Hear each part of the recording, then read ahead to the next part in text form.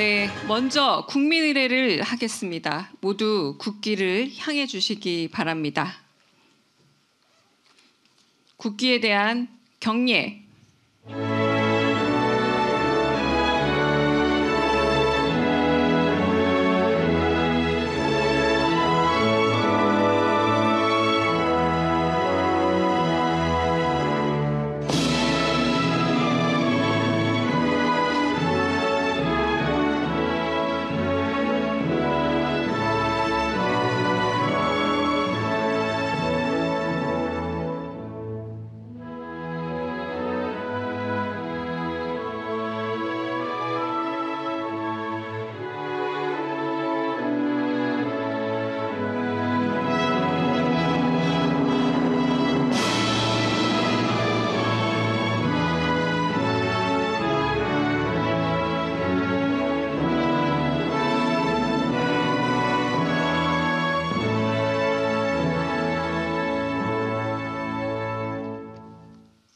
바로 모두 자리에 앉아주시기 바랍니다.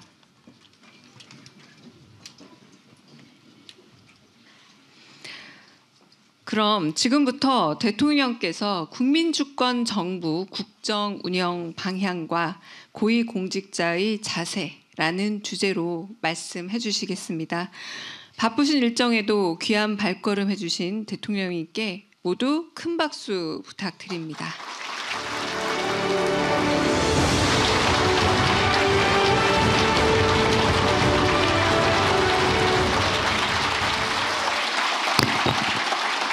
네, 여러분 반갑습니다. 제가 공무원 인재개발이라든가 거기 신임 사무관들 교육 과정에 갔을 때 느꼈던 그 열정 이런 것들을 봤는데 오늘도 약간 그런 게 느껴집니다. 네.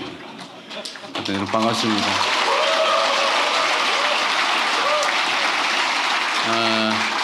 하여튼 우리가 함께하기 어려운 상황에 정말 어려운 모임을 했습니다.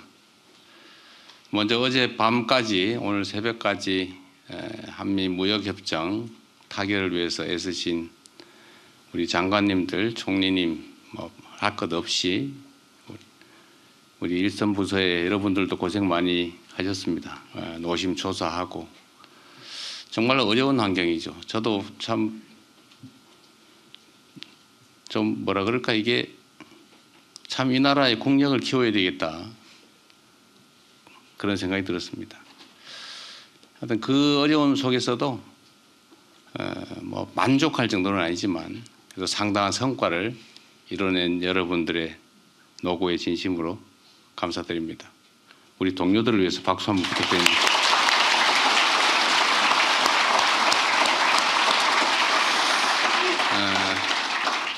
제가 사실은 여러분들을 이렇게 따로따로 보면 좋은데 도저히 시간상 불가능해서 드리고 싶은 말씀이 있어서 한번 모이자고 했습니다.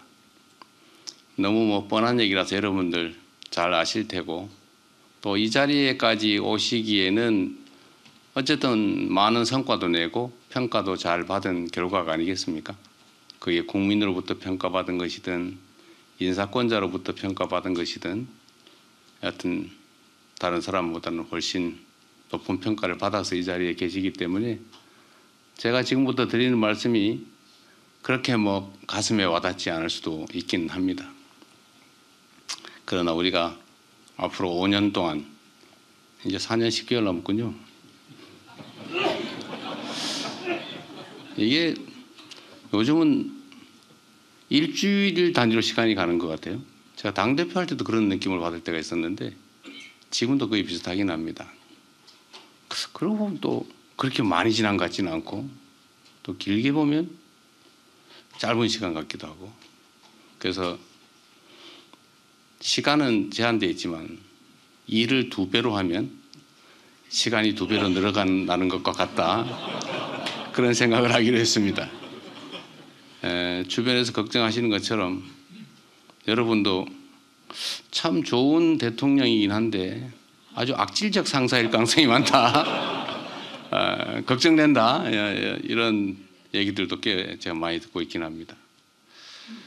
여러분께서도 국민에게는 칭찬받되 부하들한테는 원망은 듣지 않는 선에서 악질적이지는 않은 범위 내에서 최대한 좀 많은 성과를 내주시길 진심으로 부탁드립니다. 그냥 생각나는 대로 몇 가지 말씀을 좀 드리려고 합니다. 우리가 가끔 착각하는 게 있어요. 실제로 그런 착각이 몇몇 소수에게는 아주 일상적이기도 합니다. 그리고 그게 엄청난 사고를 불러오기도 하죠. 그게 어떤 거냐면 내가 가진 권력 또는 권한이라고 하는 게 내 거다 이렇게 생각하는 거예요. 그리고 내가 행사하는 권한의 수혜자 또는 수요자, 뭐 수급자라고 하는 게 맞을지 모르겠어요. 그게 마치 내가 위에 있고 내가 내려주는 시혜를 베푸는 것 같은 그런 느낌을 가지는 경우가 종종 있어요. 근데 실제로 그렇게 될 가능성이 많습니다. 맨날 이렇게 주는 행동을 하다 보니까 내 것 같죠. 받는 쪽에서도 보면 주는 숨겨져 있는 잘 보이지 않는 지급의 주체보다는 주는 손, 눈에 보이는 손이 귀하게 느껴지죠. 그러다 보니까 서로 그런 생각을 하게 됩니다. 아, 내가 높은 사람이구나. 내가 저들과는 좀 다른 사람이구나. 일종의 특권의식, 어쩌면 나쁘게 얘기하면 지배자적 사고, 그런 것들을 하게 되죠. 내가 통치하고 있다. 지배하고 있다. 이런 생각을 하게 됩니다. 그게 저는 정말로 근본적으로 심각한 문제를 불러온다고 생각해요. 우리는 우리 국민들이 합의한 게 있죠. 이 나라의 주민은 국민이고 모든 권력은 국민으로부터 나오고 우리가 쓰는 모든 예산 그건 국민들이 낸 세금이죠. 우리 국민들이 일상에서 정말 치열하게 어쩌면 목숨까지 바쳐가면서 열심히 일해가지고 어떤 수익 중에 일부를 원든 원치 않든 강제로 떼서 만든 재원 아닙니까? 그리고 그 모든 예산과 권한은 오로지 그 주체 국민을 위해서 쓰라고 우리가 헌법에도 써놓고 법에도 써놓고 온갖 지침 방침 지시사항에 다 써놨는데도 실제로 그러냐 보면 그렇지 않은 경우들이 꽤 있죠. 그게 어느 순간에는 이게 내 거니까 뭐 내 마음대로 이런 생각을 하게 되면 권한을 남용하거나 예산을 낭비하거나 아니면 좀 더 한 발짝 나가면 부정부패를 하게 되거나 이렇게 되죠. 그게 이제 공동체 대한민국 국가에게도 큰 손실을 주겠지만 사실은 제 경험으로 보면 그거 잘 은폐가 안 됩니다. 그 소문이 다 나요. 저도 이제 한 십몇 년 이렇게 공직 권한을 행사하는 직에 있다 보니까 제가 지휘하는 사람들의 심리라고 하는 걸 조금은 이해하게 됐는데 그런 것 같더라고요. 이게 야 이거 비밀이야. 절대로 남한테 얘기하면 안 돼. 부인도 모르게 해야 돼. 라는 꼬리를 붙여가지고 눈이 다 퍼져 있어요. 제가 어디서 인사를 해보니까 공직자들이 어쩌면 그렇게 몰래 모여서 했을 텐데 그걸 어떻게 그렇게 잘합니까? 제가 성남시장이 됐을 때 제가 이제 거기는 이제 과장이 꽤 높은 자리니까 사무관 국장들이 모아서 첫 상견례를 했는데 거의 대부분이 제 눈을 못 맞춰요. 저는 이 공무원들 모아가지고 이제 열심히 뭘 해봐야지 이런 생각했더니 전부 다 이러고 있어요. 눈을 못 맞추니까 막 피해요. 그리고 몰래 사표 들고 오고 막 그러더라고요. 그래서 나중에 알게 됐는데 물론 그전에도 소문이 있었지만 승진하는데 일종의 공정가격을 매겨가지고 몇 급은 3천, 몇 급은 5천, 몇 급은 8천 이렇게 정해놓고 그 금액 이상을 가장 안전한 루트로 가장 빨리 지급하는 사람이 승진했다고 그래요. 근데 이거를 정말 극도로 보안을 유지하면서 했을 거 아닙니까? 다 감옥 가니까. 근데 그걸 공무원들이 다 알고 있더라고요. 그래서 상당수가 이제 그런데 이제 영향권 안에 있다 보니까 제가 그걸 이제 자기들도 아니까 사람은 자기가 아는 만큼 상대도 안다고 생각하잖아요. 자기가 모르는 상대도 모를 거라고 생각하기도 하지만 자기들도 다 알고 다 아니까 나도 알고 있을 거다라고 생각을 하니까 불안한 거죠. 이 사람들 일을 시켜보니까 습관이 일을 하는 습관이 몸에 안 배가지고 딴 생각만 하는 게 눈에 띄어요. 근데 공직자들, 여러분도 공직자들이잖아요. 사실 공직자들의 최대, 특히 직업 공무원들의 최고 목표는 물론 폼 잡자 뭐 이런 것도 있겠지만 승진 아닙니까? 승진하는. 그리고 승진 전 단계 소위 영전, 좋은 자리로 가는 거. 저는 공무원들에 대해서 우리 그 일반 사회에서 해바라기다, 뭐 영혼이 없다 이렇게 얘기하는 거에 대해서 저는 그걸 비난적으로 얘기하는 거에서 동의하지 않습니다. 직업 공무원들의 영혼은 국민의 주권 의지이지 자기 생각이어서는 안 되는 거예요. 여러분도 그렇게 훈련 받았잖아요. 교육 받았고 그게 의무죠. 직업 공무원이 자기의 주체적 의지를 가지고 대통령이 누가 되든지 국민이 어떤 선택하든 관계없이 내 마음대로 하겠다. 그렇게 하면 안 되죠. 그래서 원래는 그 의지, 사고를 채워주는 것은 국민의 뜻이어야 됩니다. 국민의 의지. 그런데 여하튼 공공직자들은 국민들이 선택한, 예를 들면 첫 번째로는 대통령, 두 번째로는 뭐 여러 가지 있죠. 거기서부터 위임받은, 또 그다음 재위임받은, 재위임받은, 갈수록 한 칸씩 멀어지지 않습니까? 그 가까울수록 정당성이 높죠. 가까울수록. 거기에 따라야 되는 거예요. 국민의 뜻이 동쪽에 있으면 동쪽으로 당연히 바라봐야죠. 그게 서쪽으로 옮기면 당연히 서쪽을 바라봐야죠. 그걸 해바라기라고 영혼이 없다고 비난할 게 아니라 그건 당연한 것이다. 그런데 공직자들이 그러면서도 자기 이해라고 하는 게 없을 수 없잖아요. 최대의 목표. 뭐 물론 그중에 가끔씩 나 돈 벌어야지 이런 사람이 있는데 그거 오래 못 가죠.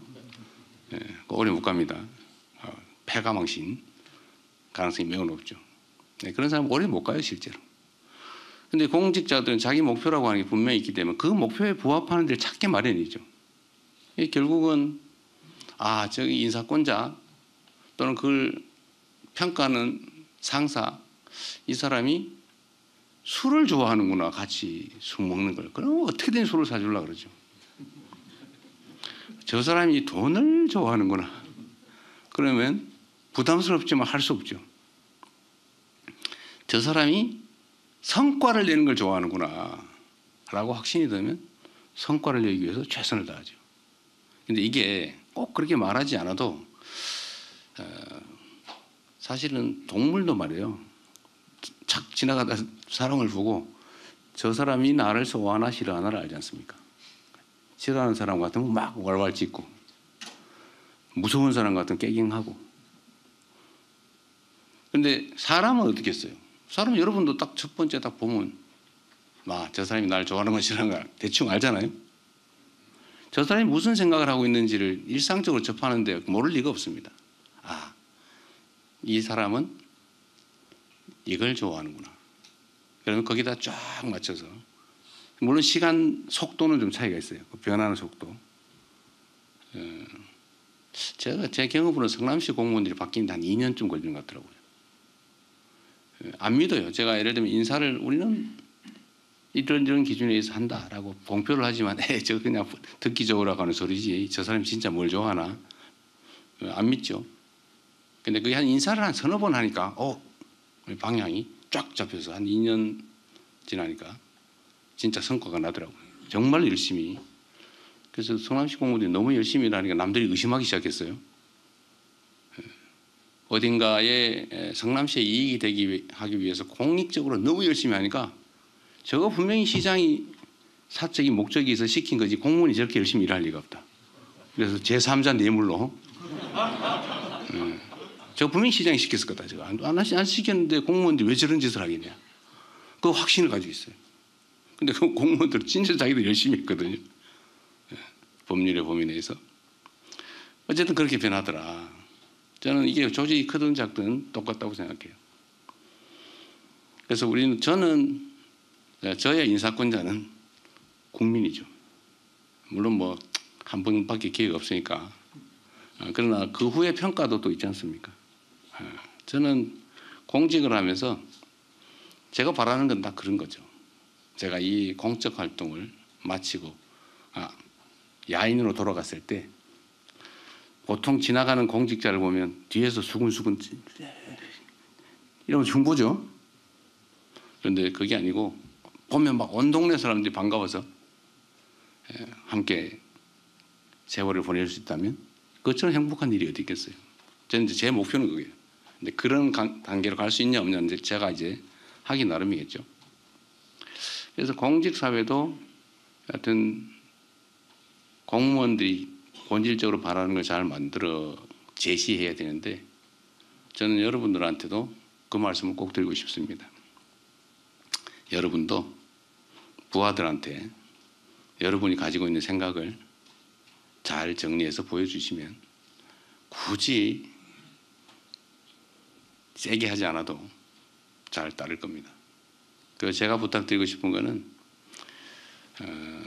뭐 여러분들이 공직을 아주 오래 대체적으로 오래 하시니까 모르겠지만 우리는 특히 선출직은 시간이 짧잖아요.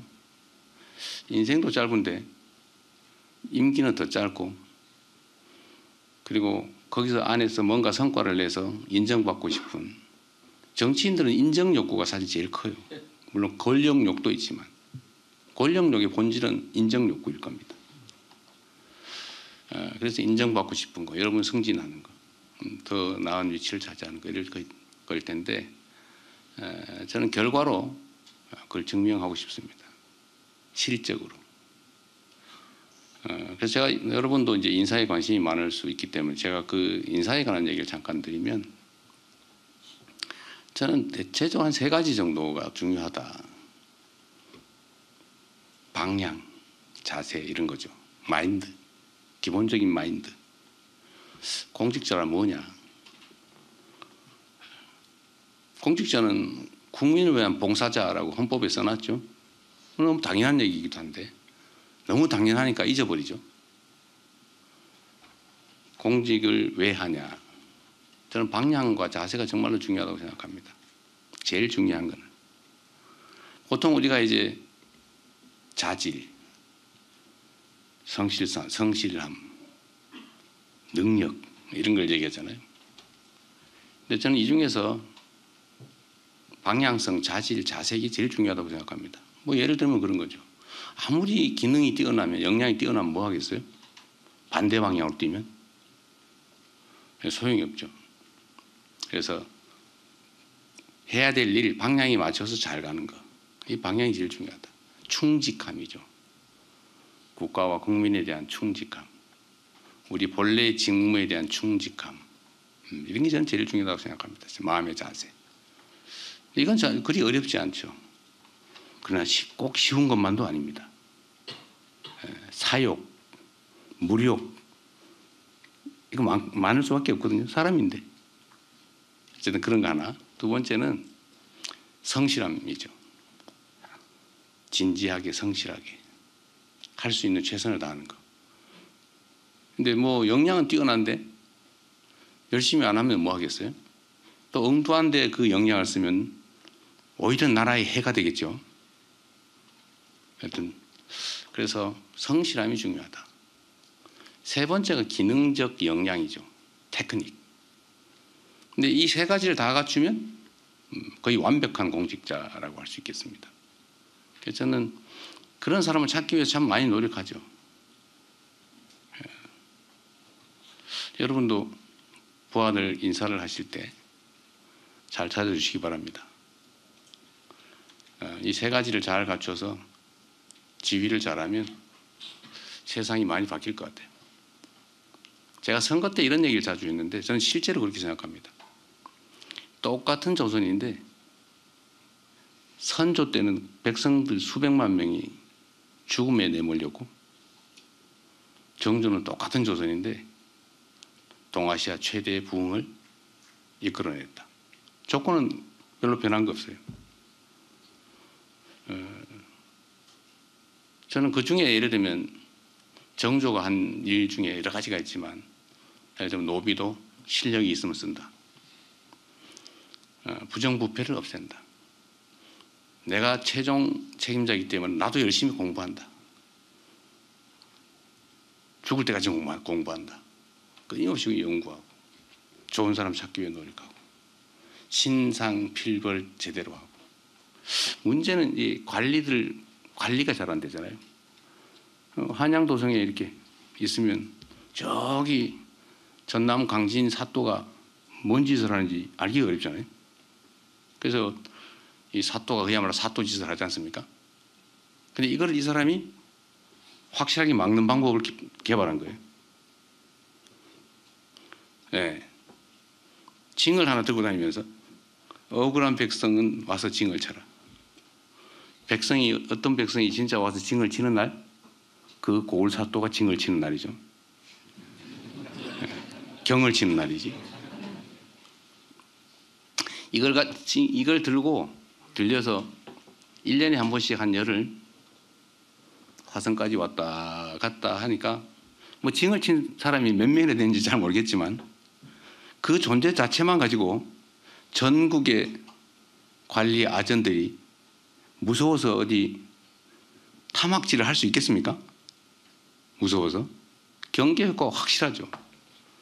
저는 그래서 그 조선시대, 정조시대 정말 어려운 상황이지만 조선의 부흥을 만들어냈다 생각합니다. 저는 공직자 한 명 한 명이 똑같다고 생각해요. 공직 또는 정치 영역에 우리 정치인들 여기 몇 분 계신데 이 정치인이나 공직자는 비슷한데 하자면 일이 끝이 없고 안 하자면은 거의 안 해도 됩니다. 그게 공직이거든요. 정말 하자면 끝이 없어요. 아마 여러분 죽을 때까지 해도 다 못 끝낼걸요 아마.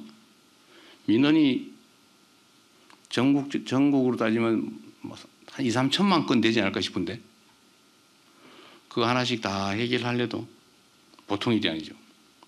근데 끝이 없어요. 거의 무한하죠.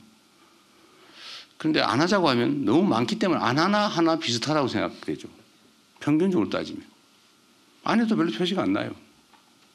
누구나 못하나 쇼나 좀 하고 힘센 사람한테 좀 이렇게 선 좀 떼놓고 어디 영향력 있는 데서 좀 홍보 좀 잘하고 하면 뭐 별로 차이가 없죠. 그런데 하느냐 안 하냐에 따라서 끝없는 일을 한번 열심히 한번 해치워 보겠다고 하는 공직자가 있는 조직하고 어차피 하나 안 하나 똑같은데 뭐 술이나 한잔하고 친구나 사귀면서 즐겁게 인생 한번 살아보자. 누려보자. 놀아보자. 이렇게 한 경우 세상은 정조 때 조선과 선조 때 조선처럼 정말 천양지차가 되죠. 저는 지금 현재 대한민국도 다르지 않다고 생각합니다. 기업들도 보면요. 똑같은 조건에서 똑같은 상품을 똑같은 인력을 가지고 똑같은 조건에서 시작을 하는데 어딘가는 글로벌 기업으로 성장을 하고 어딘가는 망해버리죠. 동네 조그마한 구멍가게도 똑같아요. 동네 조그마한 구멍가게를 해도 결국은 그 경영하는 주인의 마인드, 그래서 지나갈 때 걸레 들고 하나씩 닦아 이런 사람하고 시간만 나면 놀러 가는 사람하고 흥망이 결정이 되죠. 처음엔 차이 별로 안 나요. 미세한 차이죠. 더하기를 해나가는 사람이냐 빼기를 해가는 사람이냐 이게 겨우 시간이 지나면 축적이 돼가지고 흥하거나 망하거나 둘 중에 하나로 아주 극단적으로 갈라지지 않습니까? 여러분들도 우리 국민들이 볼 때는 엄청난 고관 대작에 해당되지 않습니까? 아니에요? 아닌 척 하시는데? 우리 국민들이나 보통 사람들이 보면 그래요. 엄청나게 높은 사람이고 엄청나게 막강한 영향력을 가진 정말 쳐다보기도 쉽지 않은 대단한 사람들이죠. 대단한 사람 맞아요. 여러분들 손에 누군가의 목숨이 달려있는 경우가 많습니다. 여러분들이 이렇게 하냐 저렇게 하냐, 여러분들은 책상에서 고민하다가 보고서 올라오고 보고다 에이 이렇게 그냥 해버릴 수도 있지만, 이 하나의 결정에 수없이 많은 사람들 인생이 걸려있고, 어떤 사람들은 사업에 흥망이 걸려있고, 어떤 사람은 가족들 또는 본인의 목숨이 걸려 있습니다. 우리가 민원이라고 하는 것을 참 수없이 많이 접하게 되는데, 이제 하다 보면 내성이 생기죠. 근데 자리가 높아지고 고위직이 되면 될수록 더 많은 영향력을 가지지만 더 많은 사람을 접하게 되고 더 무감각해질 가능성이 높죠. 그런데 여러분들의 결정 또는 공직자는 누구도 말단도 마찬가지입니다. 저도 마찬가지. 저는 매우 두려운 생각을 가지고 예를 들면 판단을 하거나 보고를 받거나 합니다. 내 이 판단과 결정으로 얼마나 많은 사람이 어떤 영향을 받게 될까? 누군가가 내 이 결정으로 죽을 사람이 살아날 수도 있고 살 수도 있는 사람이 죽지 않을까? 제가 노동부 장관과 우리 강요 여러분들을 불러서 공개적으로 방송을 켜놓고 어떻게 사람이 이렇게 일하다 죽을 수 있냐라고 한마디씩 하면 누군가는 조금은 조심할 거고 누군가는 야 이러다 처벌받는 거 아니야? 라는 사람도 있을 거고 어떤 사람은 야 돈 벌자고 우리가 이러면 되나? 남의 가정을 파괴하면 되겠나? 라고 생각해서 개과천선하는 사람도 있을 수 있고 하여튼 선한 변화가 있겠죠. 그러면 1년에 6, 700명씩 죽어가는 사람들, 그 사람들이 5, 600명으로 줄어들면 한 100명 정도는 목숨을 건지는 겁니다. 말 한마디에, 행동 하나에. 이거보다 훨씬 더 큰 것도 많죠. 예를 들면 한미 통상 협상. 제가 진짜 머리 빠진 이빨이 흔들려가지고 사실 내 말을 안 해서 그렇지. 제가 가만히 있으니까 진짜 가만히 있는 가만히인 줄 알고 말이에요. 말을 하면 악영향을 주니까 말을 안 한 거예요. 그러나 말 안 하는 와중에 오리가 물살에 떠내려가지 않기 위해서 우아한 자태로 있지만 물 밑에서는 얼마나 생 난립니까? 우리 가까이 있는 참모분들은 알지요. 우리가 얼마나 노심초사하면서 정말 어떤 행동을 하고 있는지. 하여튼 그것도 좁게 보면 우리 기업들의 해외 시장에 관한 얘기이기도 하지만 사실은 대한민국 국민들의 부담일 수도 있고요. 어쨌든 그 결정 하나하나가 엄청난 영향을 미친다. 저는 지금 이 상황 대한민국이 저는 흥망의 기로에 서 있지 않나 하는 생각을 할 때가 가끔씩 있습니다. 계속 플러스 성장 발전의 길을 갈 거냐. 물론 그 각도는 많이 떨어지고 있죠. 아니면 아예 퇴행 그 길을 갈 거냐. 이 그래프가 상향할지 하향으로 전환해버릴지 저는 그 분기점이 있다는 생각이 듭니다. 여러분도 매우 그 중요한 변곡점에 저와 함께 서 계신 거죠. 여러분들 손에 대한민국의 운명이 크게 보면 대한민국의 역사가 달려있고 작게 좁게 보면 누군가의 목숨이 달려있다. 저는 극단적인 선택을 결심해 본 적도 있어서 그 사람들의 입장이나 이런 걸 조금은 이해해요. 가족을 끌어안고 죽어가는 그 결정을 하는 그 사람들 마음이 어떻겠습니까? 지금 이 순간도 그런 사람 많죠.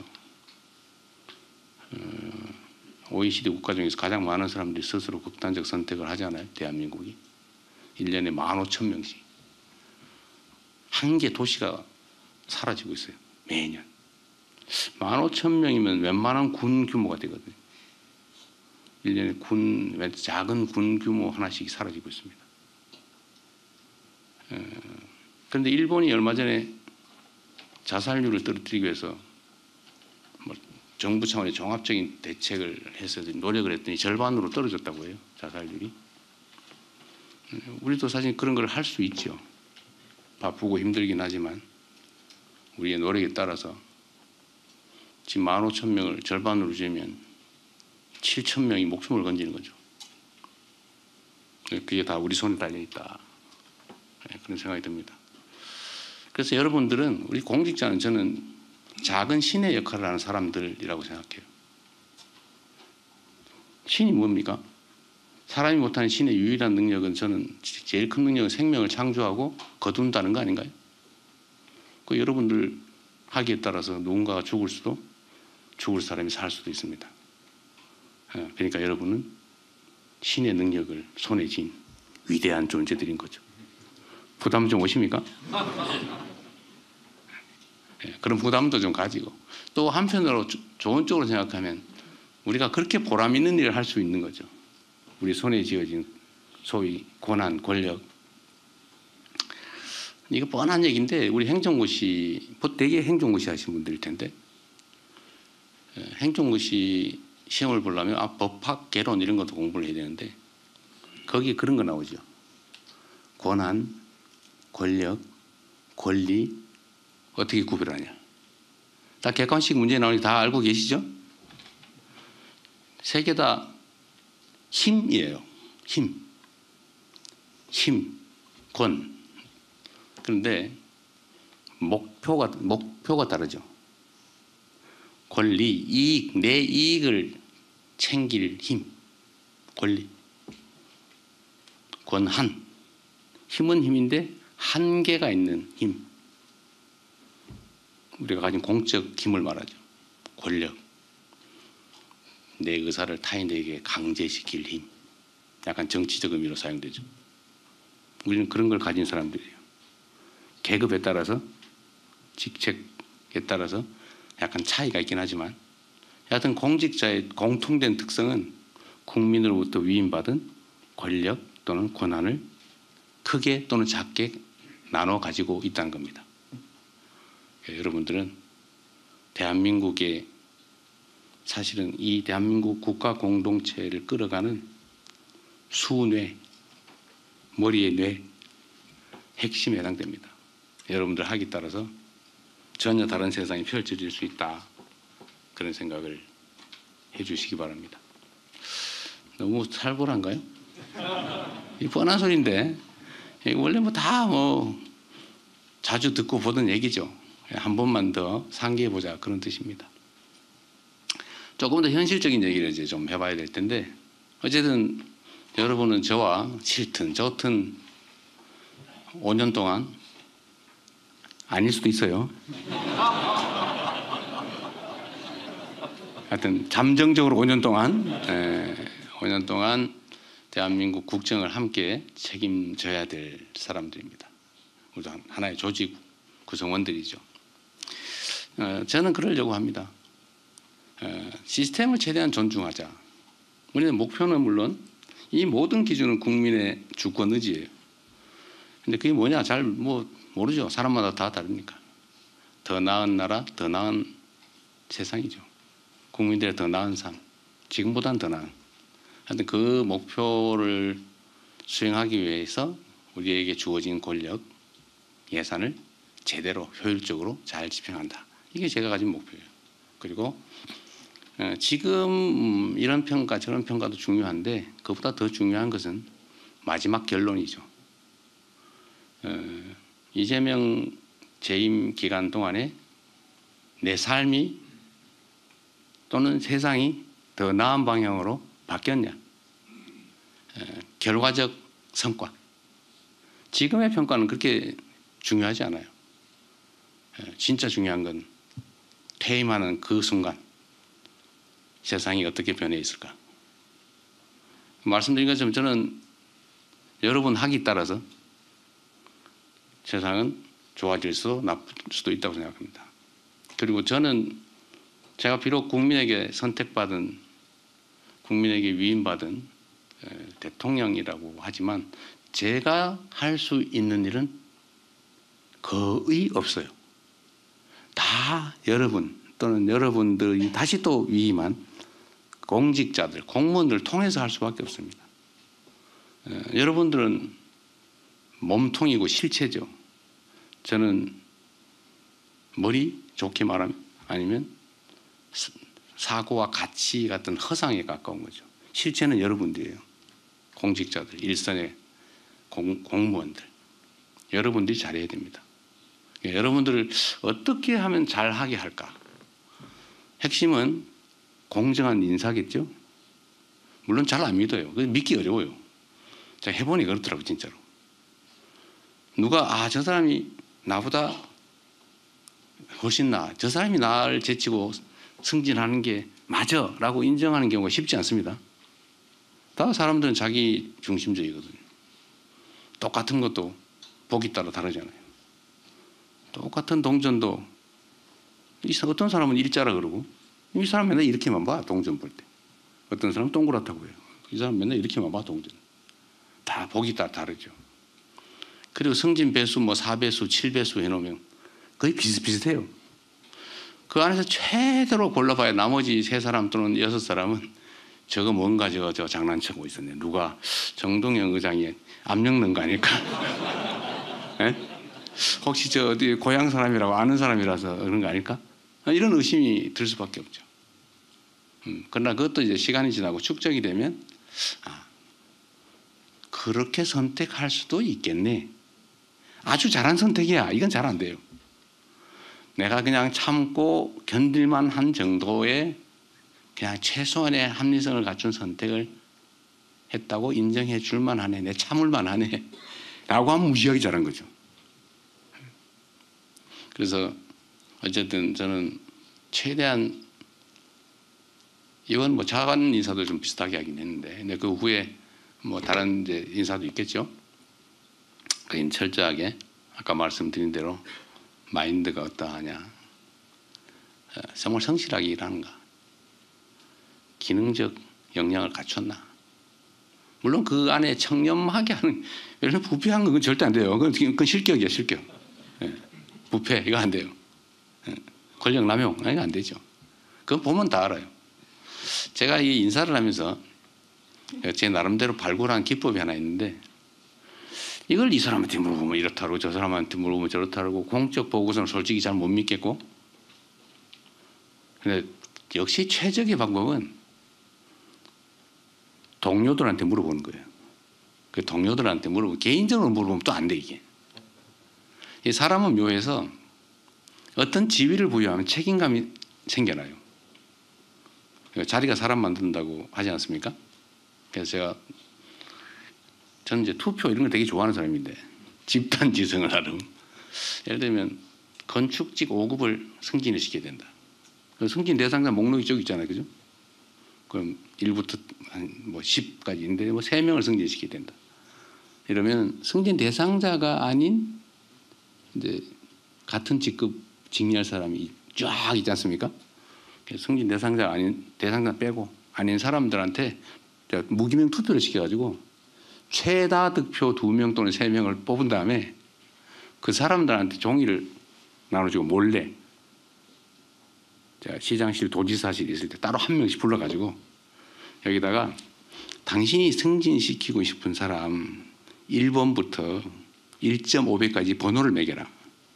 1, 2, 3, 4, 5. 그리고 이 중에 절대로 하면 안 된다고 생각되는 사람이 있으면 거꾸로 1, 2, 3, 4, 5 마음대로 매겨라. 이렇게 했더니 제가 놀라운 걸 발견했어요. 거의 차이가 없어요. 거의. 자기들이 다 아는 거예요. 그리고 이게 나 혼자만 하는 게 아니고 다른 동료 2명 또는 3명이 평가를 할 텐데 내가 불공정하게 이걸 표시를 하면 찍힐 수가 있잖아요. 이놈이. 그런데 그런 사람이 가끔 있더라고. 도저히 납득할 수 없는 순서를 매기는 그것도 권력이라고. 그것도 권한이라고. 그래서 그 다음에 제가 이렇게 해버렸죠, 그 사람은. 근데 그런 생각 때문에 이렇게 공적 권한을 부여하면, 검증되는 공적 권한을 부여하면 정말 공적 권한을 공정하게 행사하려고 노력하더라고요. 그래서 거의 순서가 틀리지 않더라고요. 그래서 제가 관심 있는 분들은 알 수 있는데, 제가 시장 도지사 할 때 승진 가지고 요거도 먹은 기억은 별로 없어요. 약간의 불만. 근데 뭐 해먹었다든지 뭐 어떻게 했다든지 이런 얘기 거의 안 들었어요. 왜냐하면 그 투표로 선출된 의견 제출자 그룹들이 보니까 자기들이 말한 대로 거의 됐거든요. 그래서 사실 거의 차이가 없는 거예요. 그래서 우리 이제 중앙정부 인사에도 이런 걸 한번 도입해 볼까 생각 중입니다. 옆에 있는 사람한테 잘하세요. 옆 사람한테 잘해야 됩니다. 우리 장관님들도 한번 고민 한번 해보세요. 그래서 인사는 최대한 공정하게 하고, 제가 신상 필벌을 좀 과하게 할 생각입니다. 물론 벌을 부당하게 하면 안 되고 상은 좀 과하게 할 생각이에요. 제가 명목을 만들어내 가지고 상을 많이 주려고 노력했어요. 뭐 상 주는데 큰 돈은 안 들거든. 그 인색할 필요가 없죠. 칭찬은 최대한 많이. 칭찬은 고려도 춤추게 한다. 더군다나 사람인데. 그래서 작은 포상이지만 최대한 종이라도 하나 이쁘게 만들어서, 또는 약간의 포상금 또는 포상들을 해서, 그리고 특히 제일 중요한 인사죠, 그죠? 아까 얘기한 대로 대개 제가 보니까 고위 공무원들이 되면 거의 기본적 자질은 아주 뛰어나요. 보니까 거의 성실하면서 결판이 나는 것 같아요. 예를 들면 내가 막 뭘 해봐야지 뭐 이런 생각 가진 사람하고 시키는 거 무난하게 잘 떼어봐야지 이거하고 차이가 엄청나게 나는 거죠, 나중에는. 그리고 능동적으로, 적극적으로, 자발적으로 이렇게 행동하는 사람하고 반대로 소극적으로 정해진 것만 무리 없이 이렇게 생각하는 사람이 성과를 내는 데서는 진짜 큰 차이가 있습니다. 작은 아이디어. 특히 제가 며칠 전에 장관 국무회의에서도 그 얘기했지만, 이게 여러분 고위 공무원이 되면 제일 뛰어난 사람이 맞아요. 제일 많이 알아요. 그런데 옛날 거를 아는 거예요. 최신 트렌드를 몰라. 가장 최근의 일을 가장 많이 아는 사람은 말단이에요. 근데 이게 지금 조화가 잘 안 되면 소위 관료제의 폐해가 발생하는 거죠. 꼰대 되는 거죠, 꼰대. 분명히 제일 많이 아는 사람 맞아요.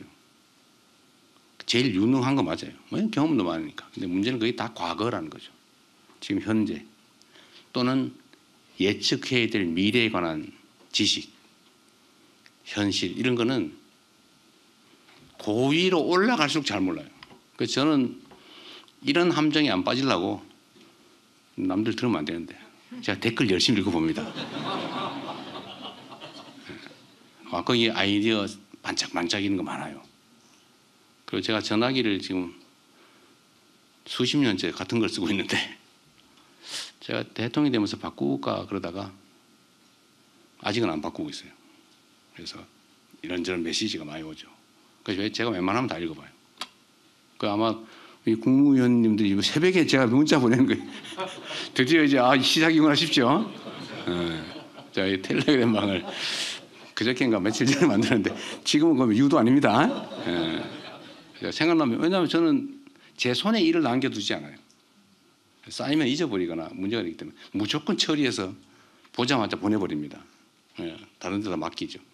그래서 제가 우리 노동부 장관한테 보내고 국무위원 방에도 올리고 그랬는데, 하여튼 제가 이 감각, 젊은 감각, 현장 감각을 잃어버리지 않기 위해서 정말 시간을 많이 쓰는 편입니다. 그래서 여러분도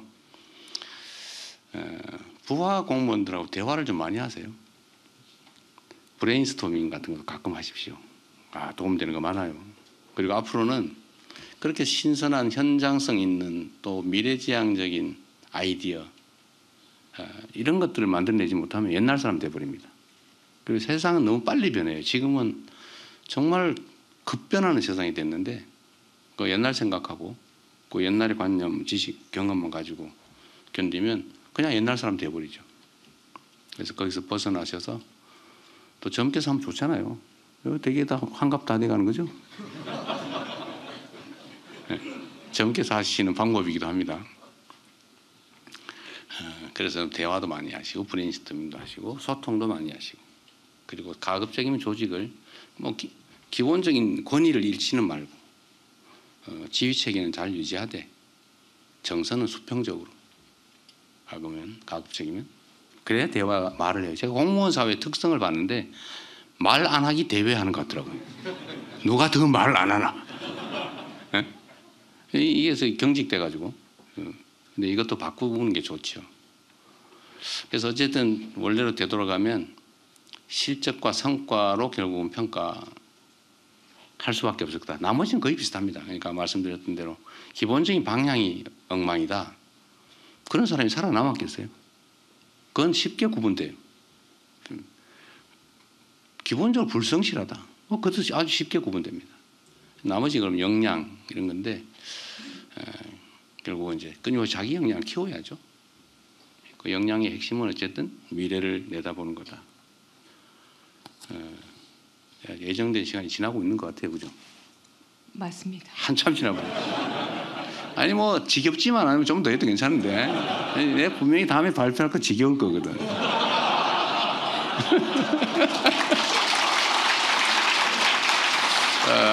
다음 발표자는 지겹지 않게 좀 해주고 내가 얘기해야 되는데 혹시 빼먹은 게 있나 잠깐만 보도록 하겠습니다.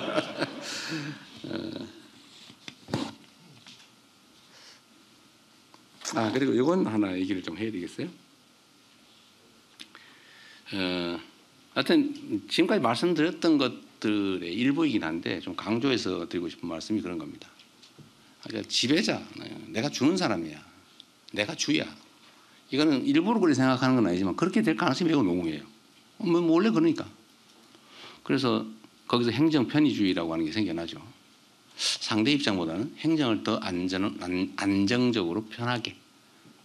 그래서 얼마 전에 나온 예를 들면 이게 이제 수요자가 안 돼 보면 그 마음을 잘 몰라요.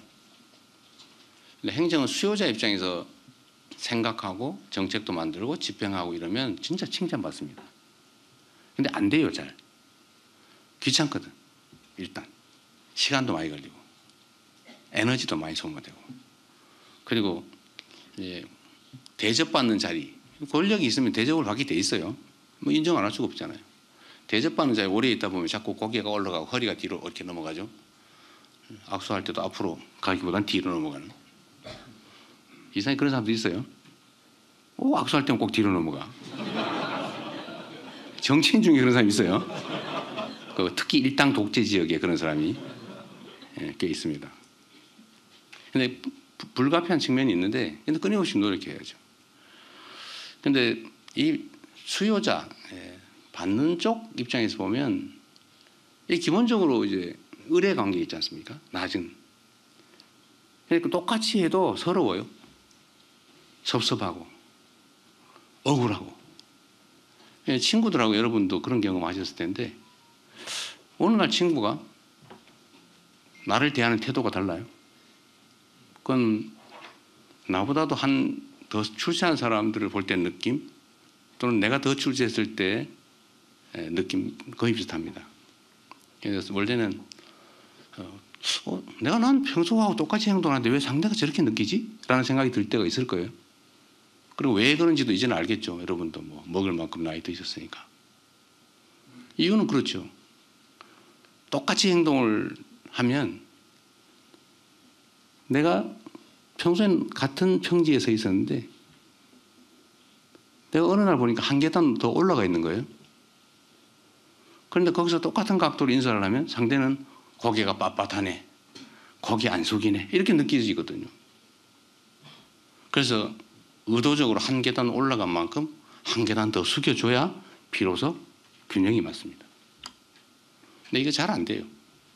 그거 잘 노력해야 됩니다. 그래서 뭐 저는 익을수록 고개를 숙인다는 말도 있지만 잘 느낌이 안 오죠.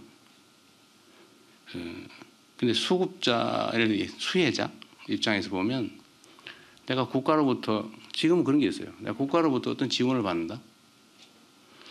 그거 원래 당연한 건데 내가 또 세금 내고 내가 아무리 직장이 없어도 내가 사이다 사몽돼서도 세금을 내고 있는데 그리고 국민들은 공동체로 다 똑같이 나라의 주인인데 국가로부터 내가 힘들어 지원받는 건 너무 당연한 권리 아닙니까?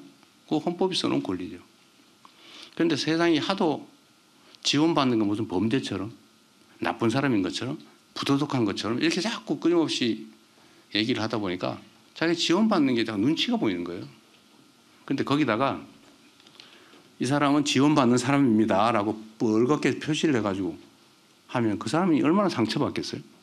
이걸 낙인이라고 그러죠. 그런데 행정을 하는 사람 입장에서는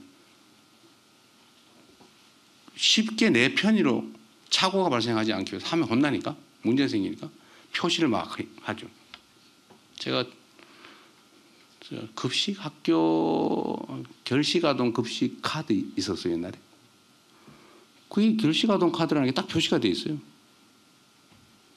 그 저 김현지 보좌관이 지적해가지고 고쳤는데 아 그래? 그래서 제가 똑같이 일반 신용카드하고 똑같이 만들어서 줬죠.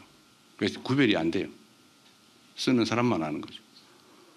너무 좋아요. 인격을 침해당하지 않는. 우리는 생각 안 하죠. 뭐 급식카드인데 뭐 누가 뭐 너 지원받아서 밥 사 먹는 누가 뭐라 그러냐라고 우리는 생각하지만 받는 사람은 엄청난 상처를 입죠. 이 입장을 바꿔 생각해 보지 않았기 때문에 그런 거예요. 모든 행정은 다 그런 요소가 있습니다. 우리는 뭔가를 주는 쪽에 서 있는 사람들이에요. 공급자의 입장. 그런데 이 공급을 실제로는 우리의 것을 주는 게 아니에요. 우리는 우리의 것을 준다고 착각에 빠질 경우가 가끔씩 있는데 그 생각을 진짜 완벽하게 버려야 됩니다. 우리는 우리의 것을 주는 게 아니에요. 그들의 것을 돌려주는 일을 우리가 대신 맡아서 하고 있을 뿐이죠. 그 생각을 절대로 버리지 않았으면 좋겠다.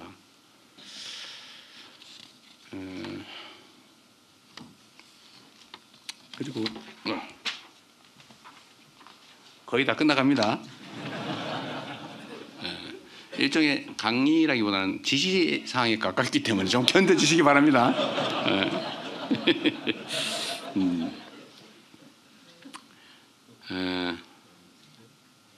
이런 게 있어요. 아까 말씀드린 것처럼 그 공직자들이 어떻게 하느냐. 뭐 조선시대의 왕이라고 하는 걸로 표현되기도 하지만 이 공직자가 하기에 따라서 세상이 정말 흥하기도 하고 망하기도 하는데 그럼 이 공직자들이 나라가 흥할 수 있고 국민들이 더 나은 삶을 누릴 수 있도록 똑같은 조건에서 그렇게 하도록 만들어주는 게 최고 지휘자가 할 일이잖아요. 그죠? 저는 여러분들한테 일단 많은 도구를 가지고 있죠. 채찍도 당근도 가지고 있죠. 근데 가능하면 당근을 많이 써서 스스로 자부심 느끼면서 일하고 아 내가 나라를 위해서 이런 기여를 했어. 그러니까 자식들한테도 내가 이 나라를 위해서 이런 결과를 만들어내는 어느 시대의 훌륭한 공직자 그룹의 일원이었어. 라고 평가 듣고 여러분도 그렇게 자부심 느끼기를 바랍니다. 그렇게 만들어야죠. 근데 여기에 큰 장애가 하나 있어요. 열심히 일하면 감사를 자꾸 해요. 일 안 하면 감사당할 일이 없어요. 안전하게 가야죠.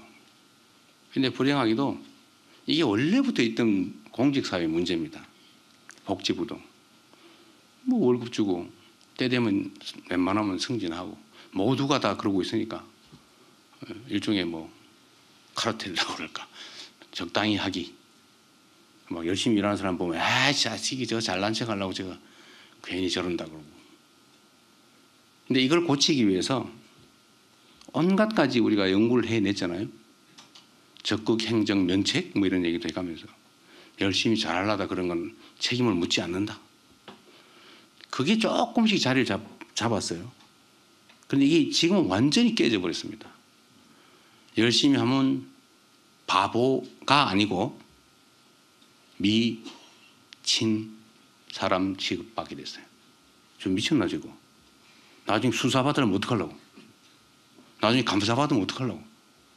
지금 공직사회가 그렇게 돼버렸죠. 열심히 안 해도 되는 일을 하는 건 바보를 넘어서서 미친 사람 취급당하기 시작했습니다. 공직자들이 할 일은 정말 산처럼 많아서 하자면 끝이 없고 안 하자면 뭐 안 해도 문제가 없는 그런 아주 특수한 직역인데 열심히 하면 세상이 정말 혁명적으로 바뀐단 말이에요. 그럼 그렇게 하게 만들어줘야죠. 근데 이거를 100명 중에 열심히 하는 100명 중에 혹시 한 명이 나쁜 의도를 가지고 악용하지 않았을까? 그 한 명을 잡는다고 100명을 때려놨으니 누가 그 일을 하겠습니까? 그래서 이 적극행정 면책제도나 이런 것들이 다 이제 무용지물이 됐어요. 아무도 안 믿어요. 지금 그 얘기해도 네가 권력을 잃은 다음에 그 다음은 어떻게 책임질 건데? 지금 이렇게 얘기하면 할 말이 없잖아요. 물론 이거의 제일 큰 책임은 정치의 상실이 있습니다. 정치가 사라졌죠. 전쟁만 하죠. 서로 죽이려고 그러고 제거해버리려고 하고 진짜로 바뀌면 편이 쫙 깔려가지고 잘해도 적, 못해도 내 편 이렇게 돼버린 거예요. 잘하면 잘했다고 그러고 못하면 못했다고 그러고 잘하면 기회를 더 주고 못하면 책임을 묻고 이게 정상적인 민주주의 시스템인데 이제는 이게 누군가 의도에 의해서 만들었든 아니면 어쩌다 보니 이렇게 됐든 간에 지금은 편이 너무 많아졌습니다. 편이 너무 강력해요. 근데 그 속에 있는 정치적 중립을 해서 국민만을 위해서 일해야 될 공무원들조차도 나는 책임지기 싫어서 나 정치와 정권이 바뀌거나 이래서 내가 나중에 책임질 일을 내가 왜 하냐? 안전하게 살자. 이게 트렌드가 되어버렸지 않습니까? 이걸 고쳐야 되겠다. 어떻게든지. 쉽지 않겠죠. 일단 정치를 정상화하는 건데 이건 뭐 여러분들하고 내가 할 얘기는 아닌 것 같고 공직사회의 행정을 정상화하는 제일 결정적인 것은 저는 일단은 두 가지라고 봐요. 정상적 행정에 형사사법의 잣대를 들이대면 안 된다. 뭐 돈을 받아 먹었다든지 뭐 권력을 폭력적으로 남용을 해가지고 질서를 어지럽혔다든지 뭐 이러면 혹시 모르겠는데 뭐 툭하면 직권남용이래. 내가 이 부하한테 지시를 하는 게 이게 혹시 직권남용인가? 나중에 문제될 수 있는가? 여러분 걱정되시죠? 아닌 척 하시는 거예요? 일을 안 하시는 분들이거나 그건 아닐 것 같고 너무 심각하죠. 요즘은 기록과 녹음이 상식이 됐죠. 증거를 남긴다. 난 시켜서 했다라고 언젠가 변명이 될지도 모르니까 시켰다는 증거를 남기죠. 공문으로 하는 게 아니고 뭐 전화로 하면 녹음해놓고 아니면 비망록, 요새 비망록 쓰는 게 유행이라는데요. 아닌 척 지금 표정을 자칫 내가 반응을 보이면 내가 한 사람 되니까 지금 표정 관리하느라고 어려우시죠? 네. 이렇게 뭔 행정을 하겠어요. 그래서 이 직권남용의 남용을 막기 위한 장치를 만들도록 하겠습니다. 이럴 때 박수도 한번 하세요.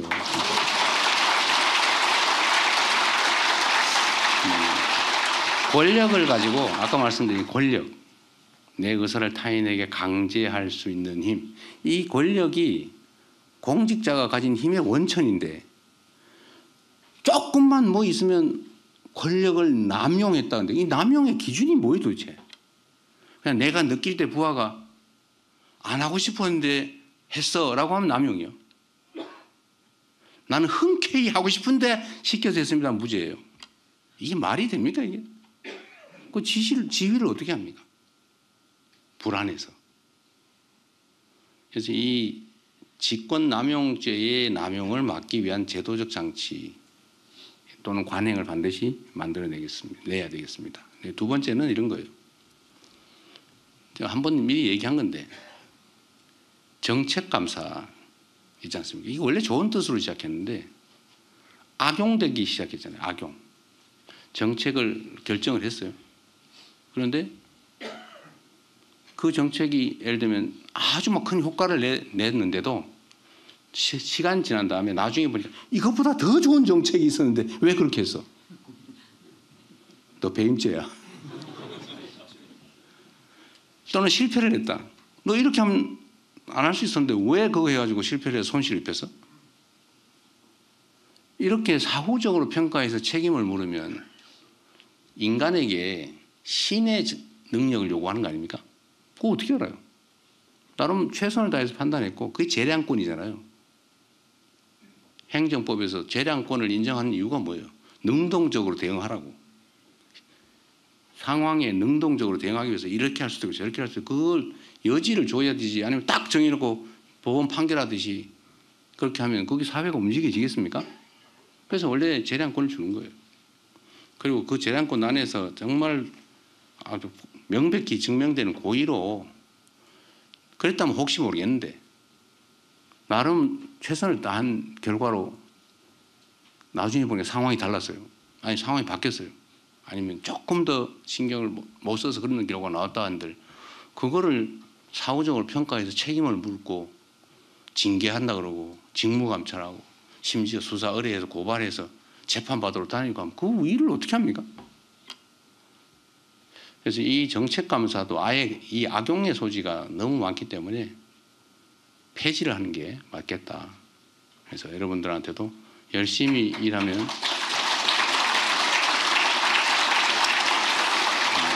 이거 억지로 친 거죠? 아까 안 쳤다 눈치 보이니까 이번에 야 이건 박수 치라는 뜻이구나 사인을.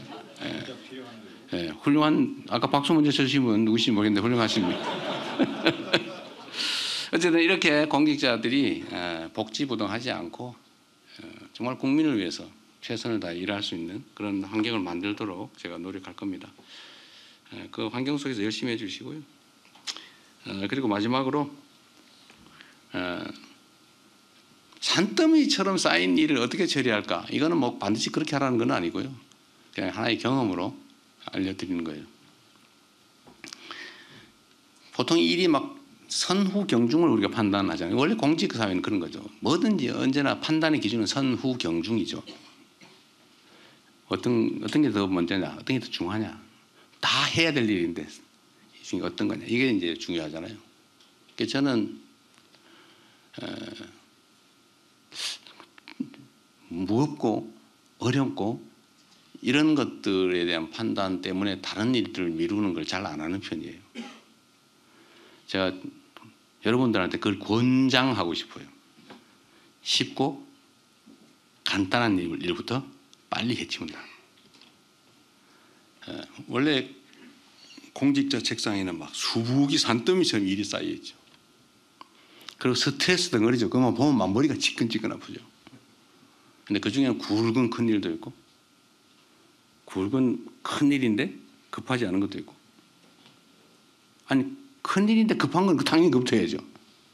근데 그게 아니면 간단한 쉬운 일부터 얼른 처리를 해놓는 게 성과를 내는 데는 좋더라고요. 그래서 아까 제가 성과 말씀을 드렸는데 이 성과를 어떻게 내나 한 방은 없다는 게 제 원래 행정 철학입니다. 머리가 이걸 뭐 기획을 해가지고 한 방에 엄청난 막 각광을 받는 일을 해내야지. 저 그런 생각하지 않아요. 그런 거 없어요. 그런 게 있으면 다른 사람이 했겠지 나한테 남겨놨겠습니까? 다 했지요. 그래서 그런 건 없다. 그러면 성과를 어떻게 내느냐? 쉽고 작은 일을 많이 빨리 하는 거죠. 그래서 저는 쉽고 간단한 일부터 빨리빨리 해치우고 가능하면 내 책상에는 일을 남겨놓지 않는다. 그래서 제가 국회의원 할 때도 시장 도지사 할 때도 제 책상은 깨끗합니다. 없어요. 제가 할 수 있는 일을 최대한 빨리 하고 맡겨요. 그리고 가끔 물어보면 되죠. 어떻게 됐어요?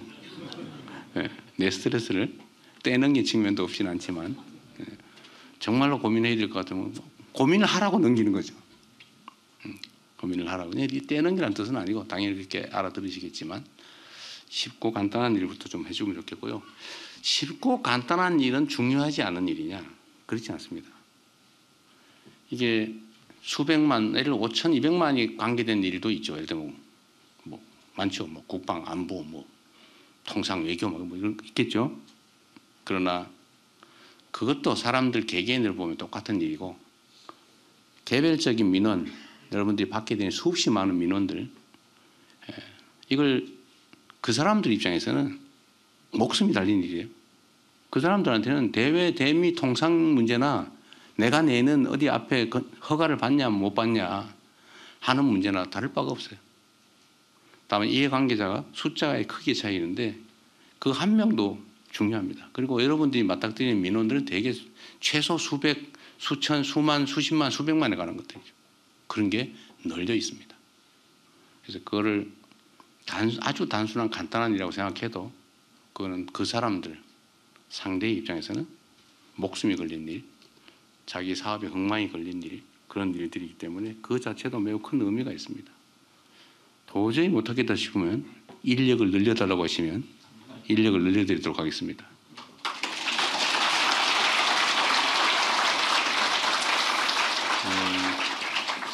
제가 더 하면 민폐 같아서 이것만 해도 엄청 많이 했네요. 하여튼 여러분, 제가 공식적으로 드리고 싶은 말씀은 거의 다 드렸기 때문에 다음에 한번 또 기회를 갖기로 하겠습니다. 정말로 여러분들은 내 직업의 직장 또는 직업일 수도 있지만 그러나 이거는 개인 사업 또는 사적인 일과는 차원이 다른 대한민국의 운명이 달린 일을 하는 분들이세요. 그래서 여러분이 쓰는 1시간은 5,200만 시간의 가치가 있다. 여러분 그래서 귀한 존재들입니다. 여러분 스스로를 귀하게 소중한 존재로 여기시고 국민들이 기대하는 만큼 국민들이 맡긴 만큼 책임을 다해 주시기를 진심으로 당부드립니다. 고맙습니다. 귀중한 말씀해 주신 대통령님께 다시 한번 뜨거운 박수 부탁드립니다. 네, 정조의 현장 점검과 백조의 물갈 퀴즈에서 나온 업무 파일, 비밀 업무 파일을 본 듯합니다.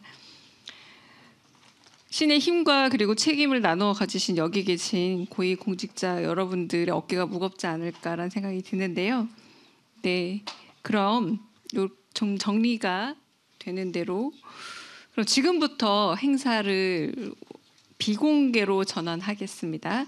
언론인 여러분들은 협조 부탁드립니다.